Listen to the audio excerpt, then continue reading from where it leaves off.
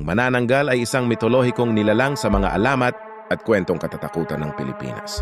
Ito ay isang uri ng aswang na may kakayahang paghiwalayin ang katawan nito kung saan ang itaas na bahagi, ulo, katawan, anong mga pakpak ay naglilipad sa gabi upang manghunting ng biktima, habang ang ibabang bahagi, mga binti at iba pang bahagi ay naiiwan sa isang lugar.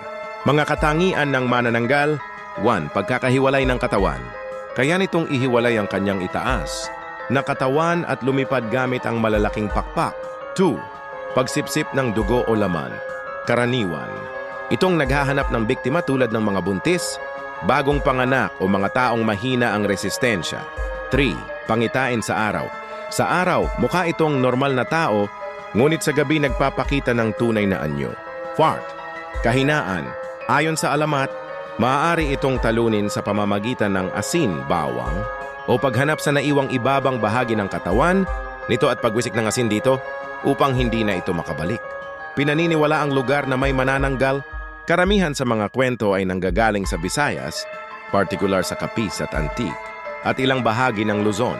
May mga modernong kwento rin tungkol sa mga manananggal sa mga probinsya at liblib na lugar, kaibahan sa ibang aswang.